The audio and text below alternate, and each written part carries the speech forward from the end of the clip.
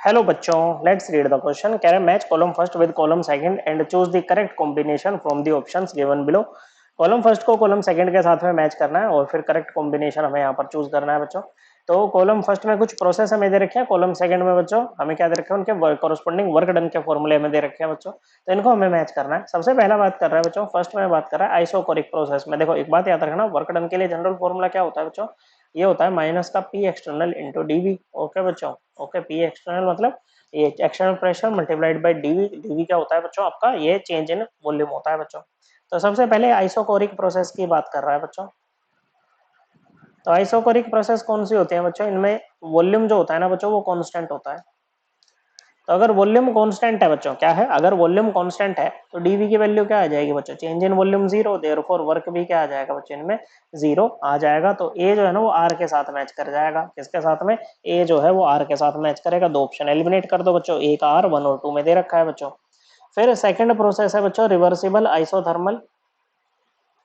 Okay बच्चों, और हम यहाँ पर सिस्टम को आइडियल मान के काम करेंगे। ओके, हमारा जो सिस्टम है वो आइडियल गैस है बच्चों। Okay, reversible isothermal. Isothermal process कौन सी होंगी बच्चों, आइसोथर्मल प्रोसेस ना वो होती है जिनमें टेम्परेचर कांस्टेंट होता है। और रिवर्सिबल मतलब इसलिए जो हम हमारी प्रोसेस है हम उसको क्या कर रहे हैं बच्चों, इनफाइनाइट नंबर ऑफ स्टेजेस में कैरी आउट करा रहे हैं बच्चों।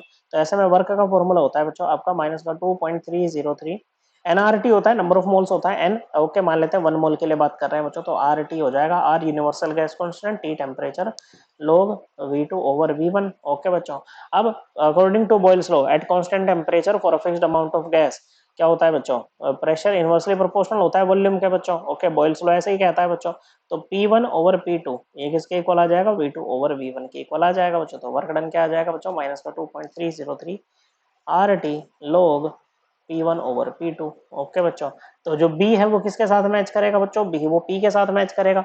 तो A का R, B का P। ओके बच्चों, ये एलिमिनेट हो जाएगा बच्चों आपका। नेक्स्ट है बच्चों इरिवर्सिबल आइसोथर्मल प्रोसेस। इरिवर्सिबल मतलब बच्चों के फाइनाइट नंबर ऑफ स्टेजेस में हमने रिएक्शन को कैरी आउट कराया है बच्चों, और इसमें हम सिंपली फॉर्मूला लगाते हैं रिवर्सिबल के केस में minus P external V2 minus V1। V2 minus V1 क्या है, final volume minus initial volume, मतलब ये डीवी है आपका।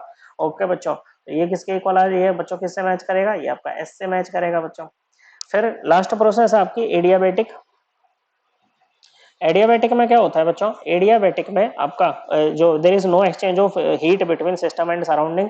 अब ये नहीं बता रखा रिवर्सिबल है कि इरिवर्सिबल प्रोसेस है, तो हम इसको रिवर्सिबल मान के ही काम करेंगे बच्चों, अगर ना बता रखा हो तो। ओके, या फिर हमें प्रेशर कांस्टेंट दे रखा हो तो हम इरिवर्सिबल कर देंगे, नहीं तो बच्चों यहाँ पर क्या है, ये रिवर्सिबल प्रोसेस आपकी रहेगी बच्चों। ओके, तो उसमें क्या होता है बच्चों, देखो ये आपकी पॉइजन इक्वेशन फॉलो करते हैं कि PV gamma equal to constant, P pressure, V volume, और गामा होता है बच्चों CP over CP.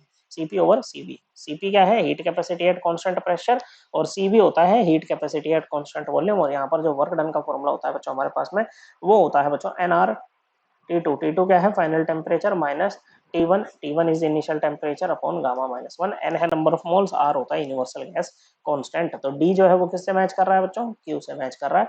So correct answer क्या बनेगा, ऑप्शन 2। और वर्क को बच्चों हम अपनी एनसीईआरटी से रेफर कर सकते हैं बच्चों, क्लास 11th की एनसीईआरटी बच्चों, chapter number 6, page number 159। Okay बच्चों, करेक्ट आंसर है ऑप्शन 2। आई होप आपको एकदम क्लियर हो गया होगा। थैंक यू बच्चों।